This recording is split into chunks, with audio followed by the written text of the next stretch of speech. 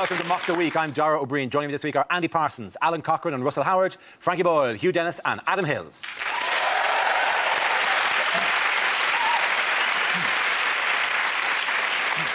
We start with a round called it This Is the Answer, What is the Question? On the board are 6 categories. Alan, which category would you like? Politics, please. OK, your category is politics. The answer is 27. What is the question? How many moons does Uranus have? I'm not sure it's political right now. Well, I don't know. Don't say you don't get the news from us. Yeah.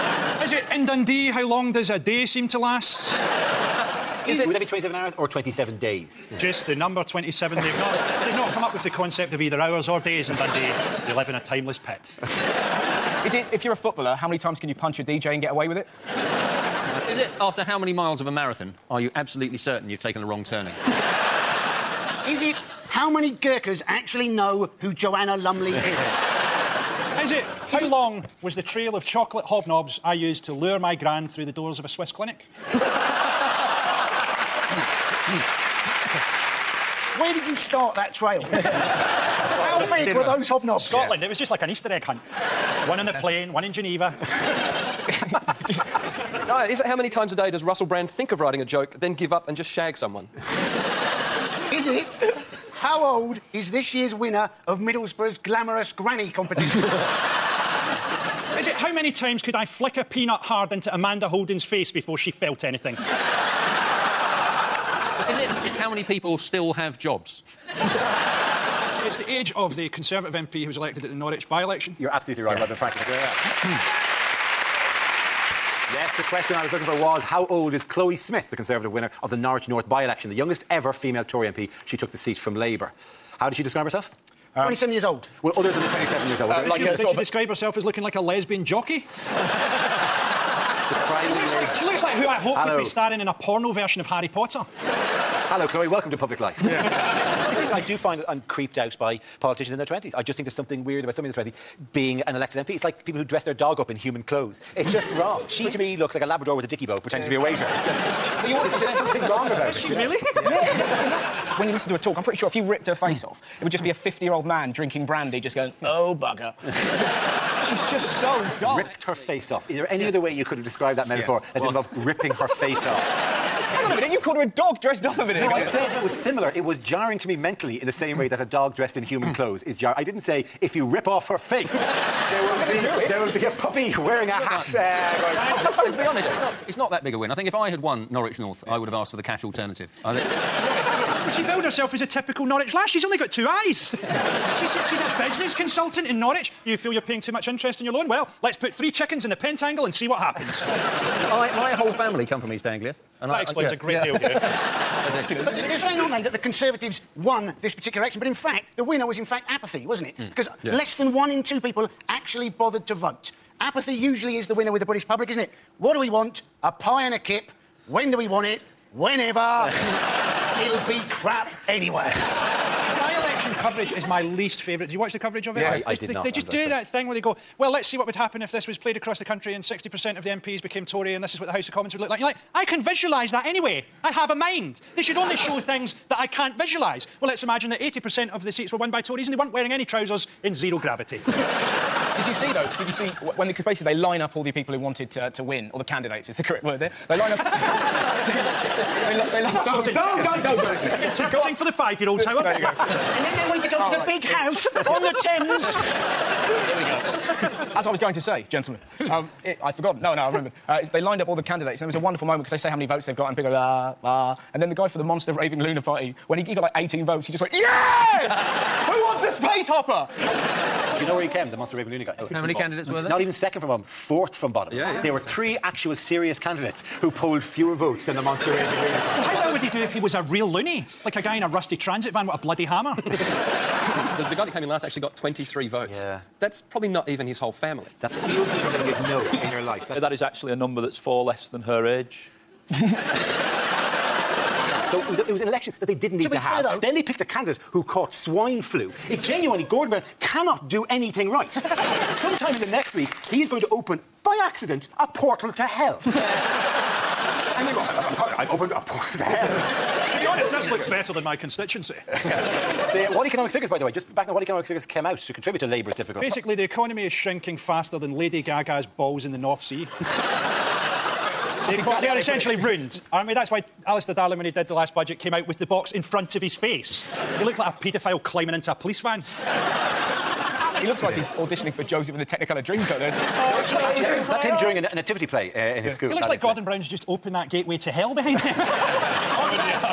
Or he's hoping to host Mock the Week. It's like, it looks exactly like that. The actual economic news, though, is that the only part of any company or financial institution in Britain that's still in the black is Alistair Darling's eyebrows. How much money would we have to have given the banks, right? We give them tens of billions of pounds. How much money would it have had to have been for them to stop chaining their pens up? Right? When the pens are chained up, Argos can do it. Argos can give you a pen, only because if they had a chain there, people would wear it. I mean, I'm not an expert on economics, but it seems very obvious to me that the economy, in general, is overly dependent on consumer spending, isn't it? And they keep scratching their heads. Every time you turn the news on, they go, oh, not enough people are going out and spending. It's not going to fix it. And I think there's two ways of looking at that story. Maybe just everyone has got enough stuff. You know what I mean? Maybe everybody else is like me, watching the news in a house full of stuff they don't need, going, I don't need any more shit, thank you. I don't want a book by Gok Kwan or a DVD by one of these several pricks on Top Gear. I've got enough stuff. The reason consumer spending went down is loads of our shops are rubbish. I mean, was anyone surprised that Woolworths went out of business with their incredible business plan? Well, let's buy up a lot of prime city centre real estate and use it to sell 1 and 2 pence sweeties. And let's put the sweeties quite close to the door so they're easier to shoplift. And then let's fill the rest of the store with varying sizes of paint roller. Let's have 3 out of the 4 walls covered in paint rollers. But get this, no paint. You know, I'm actually doing quite well out of the recession. Because I keep picking up corporate gigs as a comedian. And the last one I turned up to, I said, why have you booked me? And they said, because we couldn't afford Dara, Russell or Frankie. Do you know on the Woolworths thing, when Woolworths closed down, and we told my 9-year-old daughter that Woolworths had closed down, we used to go... Did you gather around? We've got some terrible news. Put your black dress on, Susan. It's brilliantly said, because they did a sort of a range of sort of like dressing up clothes and stuff like that. I said, I'm really sad that Woolworths have closed down. And she went, oh, where will I buy my shoes? But you know, for all the Labour about gimmicks, the Tories have outlined a new demographic that they're after. Did you see that during the week? Holby City women. Yeah, Holby City women. There's the Holby City women, the kind of women that work in NHS. Yeah. But then the rest of the quote was people who had voted Labour in the past but have been turned off by the macho culture surrounding Gordon Brown. Yeah, there's a lot of that. Yeah. Talking of which, man... do you have a different definition of macho in Britain? At what point is Gordon Brown macho? No, because behind doors he's stripped off, oiled. They've actually tried to rebrand Gordon Brown. They've tried to make him smile. Yeah. They've given him new clothes. They've tried to make him wet. Nothing has worked. If there was a slogan for him right now, it would be Gordon Brown, you can't polish a turd. Again, that round of applause to the party. You and Adam. Now we play a round called Mockter Quinn Medicine Woman. This game involves Alan, Adam, Andy and Russell. So if you could make your way to the performance area, please. This is where we test our performance stand-up skills. We spin our news generator, settles on a topic, and anyone can volunteer jokes about the chosen subject. The winners are the people I judge who have produced the funniest stuff. OK, here we go. Let's spin the wheel. The first subject is religion. Who wants to come in on that? Adam Hills.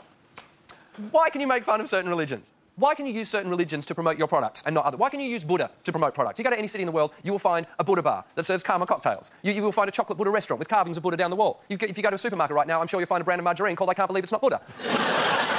Why can you do that with Buddha and no other religious leader? You know why? Because there's no such thing as a Buddhist extremist. What are they going to do? Turn up at your restaurant? Yeah, if you keep calling it that, oh, I've got no choice but to wish you good karma. Shit. You could not do that with any other religious icon. You couldn't have a gym only open on Sunday mornings called Jehovah's Fitness. Well done, Adam Hills. OK, let's spin the wheel again. The subject is transport. Who wants to come in on that? Andy Parsons. We've now got ads telling us from the government how to use a level crossing. Now, you'd have thought it was fairly obvious, but apparently the problem is sometimes the barrier goes across the road, but it doesn't go all the way to the other side. And people think, oh, well, it's gone down on my side, but I can go around the outside, and I can go across. And you're thinking, do we need to spend thousands of government pounds telling people how to use a level crossing? Surely it's just a new form of natural selection. Thank you very much, Andy. OK, that leaves us with Alan and Russell. Let's spin the wheel. The next topic is fashion. Who wants to come in? Alan. Yeah, I'm pretty cool. I'm at a funny age. It's hard to get clothes right, I think. Somebody explained to me that there's a theory that the day you pick something up and think, is this too young for me, that is the day that some clothing has got too young for you. And I'm only in my early 30s, but I've had it happen already. I picked something up the other day, I thought, is this too young for me? And it was. It was some of those trainers with wheels on the heels. I think clothes matter. My mind was changed on this last December. I saw a big issue seller in the street dressed as Santa. Yeah, it's fine for us, for adults, but it was daylight, there was children in the street, and I could see one little boy looking at the big issue seller and then looking at his mum as if to say, it's not looking good for my PlayStation 3 this year. Thank you very much, Alan. OK, Russell, let's see what you've been left with. Let's spin a wheel. The subject, Russell, is etiquette. It's like ladies with pointy breasts carrying books in a weird way. I'm really socially awkward. I met Jonathan Ross the other day. I got really excited. I was having a wee backstage at a gig, and he went, "You're thingamajig, aren't you?" And for some reason, I went, "I can be whoever you want me to be." Now, in a toilet, that is just the come on, you know? And with women, it's even worse. I was on a train the other day, and this lady went, "Excuse me, can you look after my bags whilst I go to the toilet?" Now, in that situation, all you've got to do is go, "Yes." But for some reason, I panicked and went, "You're not allowed to go, and it's in the station." So she sits down, going, "Fair enough, didn't realise you were the poo goblin." Horrible moment. The train wouldn't move. Eventually it did. I swear she looked at me and went, "Can I go now?" Thank you very much, Russell. And in that round, the points go to Alan. Our next round is called Headliners. Here is a typical picture of Italian Prime Minister Silvio Berlusconi.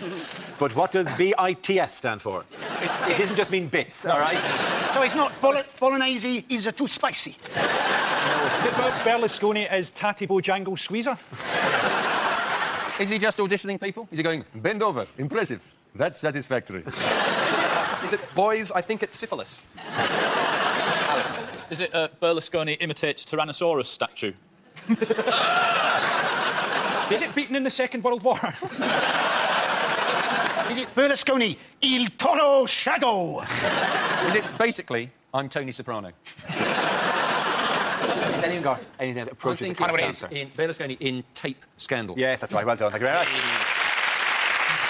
The answer I was looking for was Berlusconi in Tape Scandal recently released audio recordings detailing conversations alleged to be between escort Patrizia Daddario and a man alleged to be Berlusconi have led to uncomfortable questions about his personal and political life. The Prime Minister's approval rating is dipped below 50% for the first time. That's what it took. It took actual tapes. Tapes that could not be played to any member of the government here, apart from Jackie Smith's husband, who said they were really good. It's so wonderful, though, isn't it? Because you're meant to go, "Oh, my God, isn't it appalling?" But when you find out he's 72 and she's 40, you can't help but go, impressive. Imagine if he was your granddad. Imagine that. Because when he was asked, said you had sex with a prostitute, did he apologise? No. He went, "Hey, I'm no saint." I'm no saint isn't a defence or an answer. Did you have sex with a prostitute today? He's like, "I'm no saint." That's just a bizarre non sequitur. Have you had someone killed, Mr. Berlusconi? Well, I didn't invent penicillin. To be fair, he said more than just "I'm no saint." The actual full quote was, "There are a lot of pretty girls about. I am no saint." So in some ways he did clarify. I think you can take that as a large yes. He's like this. He said, what the tapes actually said, though. On the tapes, he says to the escort girl, "Wait for me in the big bed."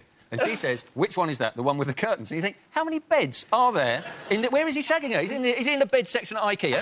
Tonight, we will do it in the big bed. Tomorrow, we will do it on the bed with a ladder with the children's desk underneath. How sexy is actually... This is OK for a 72-year-old man. What's their version of Last of the Summer Wine like? It's just be like, porn, yes, let's get in the bath. Let's all get into the bath.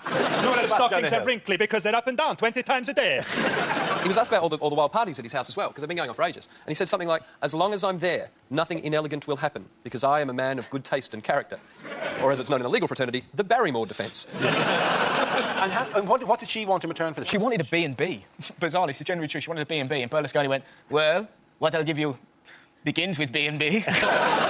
What she actually said was that she asked for to get, it was like rezoning or to get a permit, and then she said, rather than sending on two people to resolve my property problem, I was offered a seat in the European Parliament. that is full-on seduction right there. An incredible land of sleaze and scandal, isn't it? Can you imagine how tame, how expensive scandal looked to them? In Italy, they'd be like, have you claimed for a bath plug? No, that should read butt plug. The cabinet meetings must be like a pool party in Sir Mix-a-Lot's house. It's probably just 20 18-year-old swimwear models with sprinklers that come on every hour on the hour. They all get up and dance for a while. Home secretary, work it harder.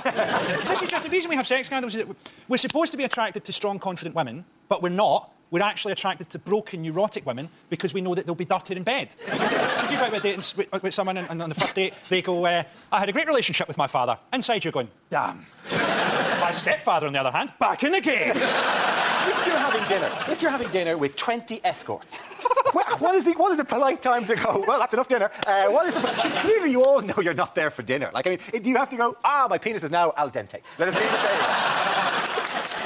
I'm disgusted at the idea of him. I couldn't watch him having sex. It'd be like watching an Egyptian mummy trying to post a sausage. I think it's quite unlikely you'll be asked to watch him having sex. I don't know. I wouldn't rule out anything with Berlusconi. It's interesting because recently one of the papers did a phrase book, and there is a politics version of it, and it included this phrase: Che onore, il primo ministro vuole fare l'amore con nostra nipote, which means, what an honour, the Prime Minister wants to sleep with our granddaughter. Okay, in other news, what are Labour, according to the Daily Mail, what are Labour threatening in terms of it's hilarious. Oh, A tax on patios, Dara. A tax on patios. By the way, that is a tax on words. patios, not a tax on patios. Labour come around in the middle of the night and just smash up your patio. That's for having a patio! You've been taxed on nice views, aren't you, basically? So basically, if I have a view over one of Girls Aloud, I've got to pay more money, unless it's the ginger one, in which case I get a rebate. It seems incredible to me. It seems incredible that we've been taxed on every improvement and taxed on everything that's good about where we live. So basically now the ideal home would be a shipping container. And the Daily Mail would hate immigrants even more because they say, oh, they're coming over here and taking our shipping container. Even if you moved on to a shipping container, they'd still get you because you'd have a sea view. But the difference was apparently now that inspectors can go into your house and could stand in your house and go, this is very nice, you have a beautiful view of the ocean. And even if you go, I don't like the ocean personally, I get seasick, I spend my time on the other side of the house looking at my neighbours. What's that worth? That's how much you have to pay for that. Are there any loopholes? Are there any, like, say you've got a view of a mountain, but you're blind? Surely you'd have to pay for That would be a good one, all right. Yeah, yeah, Or maybe you're a student and you go, well, how can I have to pay for the extra view? I don't get up until it's dark. We overlook the lake where my wife drowned. Do you pay less if you have a rubbish view? Because surely that should be the case. Yeah, You'd hope so. I'll tell you what, the worst view in England I do is on my road. There's an old folks' home and they stare opposite a funeral director's. Get bleaker than that. I don't know why you can make that worse if there's someone outside dressed as death just sharpening a sign. Is there a trail of hobnobs leading into the funeral? Has the government got nothing better to do with their time? The economy's in free fall. We're locked in some sort of pointless war. They've got nothing better to do than take pictures from space of my fucking shed, which, if you're watching, I don't have. People used to say, don't shit on your own doorstep. Now you should shit on your own doorstep because it'll knock a few quid off your council tax. Ladies and gentlemen, the point of Russell Alan Randy. OK, now we come to our final quickfire round called Scenes We'd Like to See. This is for everyone, so if you can make your way to the performance area, please. I caught ideas for scenarios we'd love to see in the performance. Come in with their suggestions. OK, here we go. The first subject is unlikely things to hear on a consumer programme.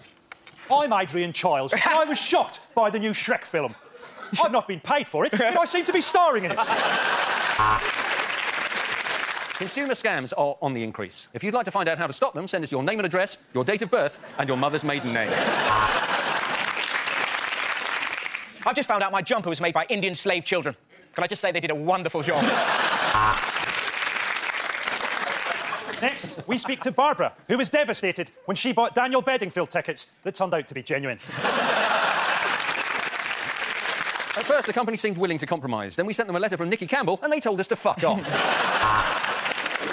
I won't be on this show next week because I'm going off to Nigeria to pick up my lottery winnings.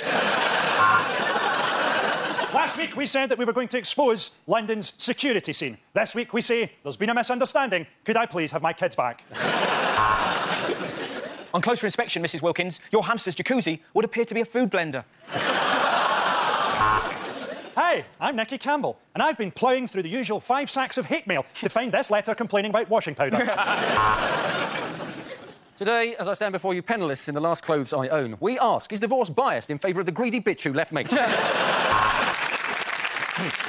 We got there, the weather were crap, the food were crap, the locals were racist. What a bloody brilliant holiday. Of the half-dozen condoms we tested, all but 2 burst in my stomach. I'm Anne Robinson, and without plastic surgery, I'd look like E.T.'s balls. OK,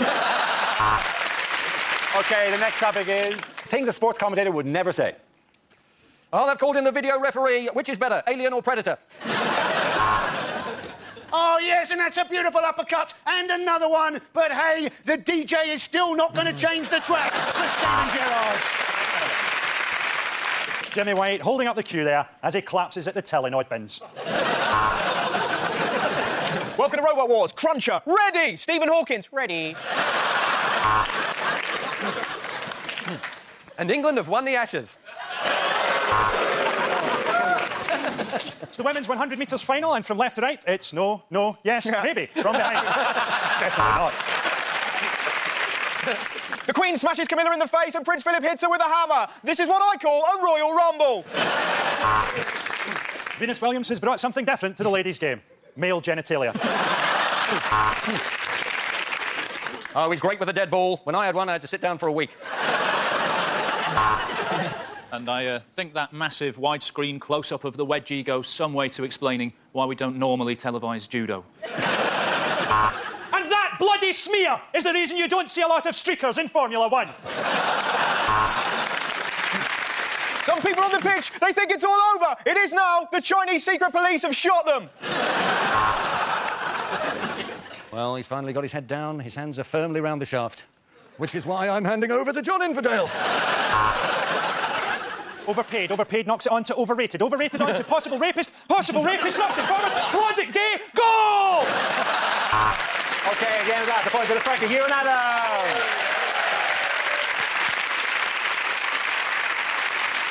That's the end of the show. This week's winners are Frankie Boyle, Hugh Dennis and Adam Hills.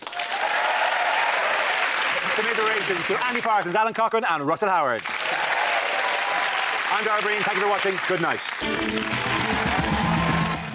It's been a very dark place, but we're finally seeing the light at the end of the tunnel. The last in the series of Psychoville is on the way at 10 here on BBC Two. And stay with us for Never Mind the Buzzcocks. Next.